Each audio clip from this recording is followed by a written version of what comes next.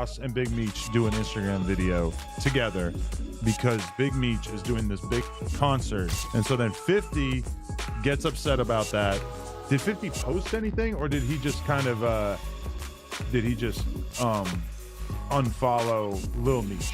Well, Ross took that perceived slight and turned it into a full-blown rap war. What followed was an intense battle of diss tracks, scathing insults, and relentless trolling. 50 Cent, known for his calculated and ruthless approach to feuds, wasted no time in going after Rick Ross's credibility. One of his first moves was dropping the diss track Officer Ricky, where he mocked Ross's past as a correctional officer and questioned his street credibility. But 50 didn't stop there. He doubled down with a series of skits, memes, and interviews designed to embarrass and discredit Ross. The feud quickly escalated, drawing in fans and the hip-hop community as both rappers continued taking shots at each other in music and social media.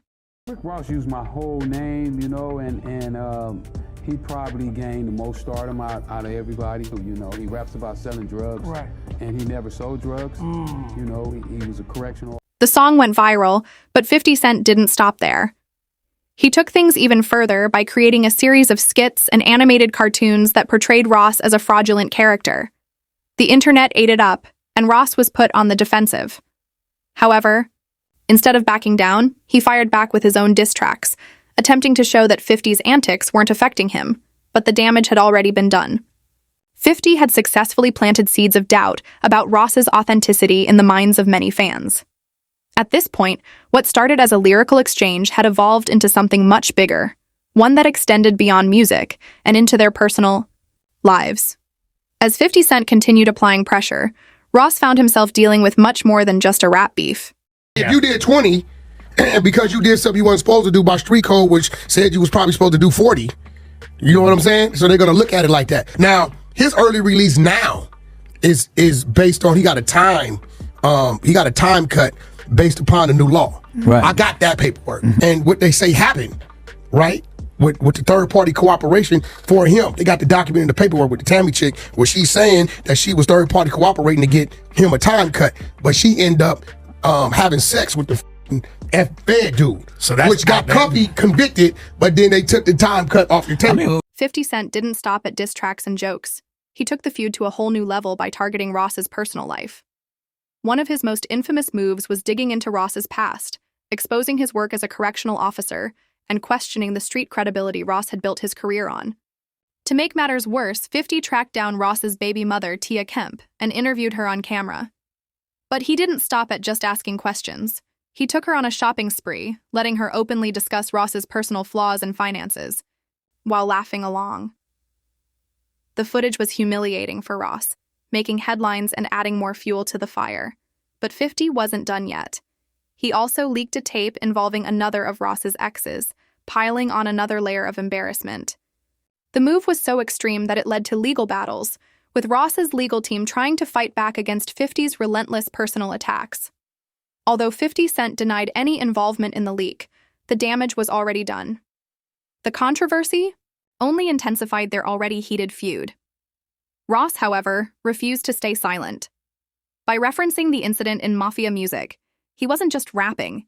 He was provoking 50 on an even deeper, more personal level, ensuring that their battle extended far beyond just music. How do you feel about Bossa giving you the name Officer Ricky? I just want to hear it from you.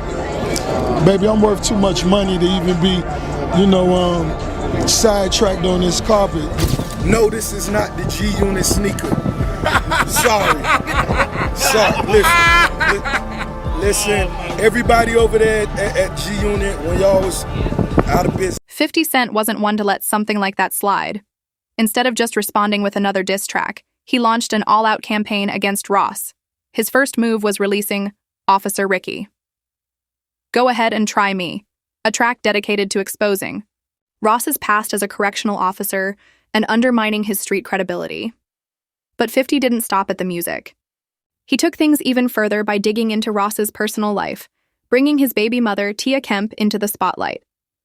He interviewed her, took her on an extravagant shopping spree, and let her air out Ross's alleged financial struggles. The entire spectacle played out online, making Ross look vulnerable and turning the beef into a public sideshow. Despite the relentless attacks, Ross refused to back down. Instead of retreating, he doubled down, standing his ground and firing, back at 50's attempts to tear him down. Charlemagne, he would know better than that. A diabolical genius doesn't file foreclosure, doesn't file bankruptcy, it's not a doubt. Ross clapped back with more diss tracks, determined to control the narrative and prove he wasn't fazed. But 50 Cent wasn't finished. He kept finding new ways to discredit Ross, releasing animated skits that mocked him and digging up even more dirt on his past. What started as a simple rap beef had evolved into a full-scale war of reputation. 50 was on a mission to expose Ross as a fraud, while Ross was equally determined to prove he could go toe-to-toe with one of hip-hop's most notorious figures. But as the feud escalated, it became clear that this wasn't just about music anymore. It was about dominance, legacy, and survival in the industry. 50 wasted no time in launching a relentless assault on Ross's credibility, finances, and personal life. He didn't just drop one diss track, he turned it into a full-blown campaign. First, he released Officer Ricky, Go Ahead and Try Me, a track ridiculing Ross's past as a correctional officer. But for 50, a diss track alone wasn't enough. He followed up with a series of animated skits portraying Ross as Officer Ricky, a bumbling prison guard with no real street credentials. The videos spread like wildfire, and fans couldn't ignore the irony. Ross, who claimed to be a kingpin, had once worked in law enforcement. The feud had reached a level where the battle wasn't just lyrical. It was a fight for credibility in an industry where authenticity meant everything. While he was working in law enforcement. He was a correction officer. So we're clear he was a correctional officer. I'm deciding to f your life up. Rick, I'm gonna f your life up. For fun. This a few times. This is not new. I do this all the time. There they go. Oh man, Ricky's crew. He said he got a $2 million crew in New York City. Like we was talking about the NY. Then, 50 took things to another level, this time targeting Ross's personal life. He tracked down Ross's baby mother, Tia Kemp, and flew her out for a tell-all interview. But he didn't stop there. To make the spectacle even more humiliating, he took her on a luxury shopping spree, gifting her designer bags and expensive clothes, all while filming the entire thing for the world to see. Tia didn't hold back. She exposed Ross's alleged financial struggles, claiming that he wasn't as wealthy as he portrayed himself to be.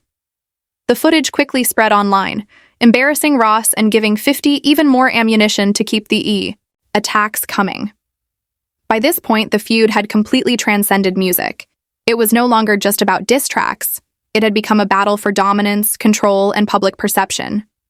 50 had one goal: to prove that Rick Ross was a fraud and to systematically dismantle his career, just as he had done to others before him.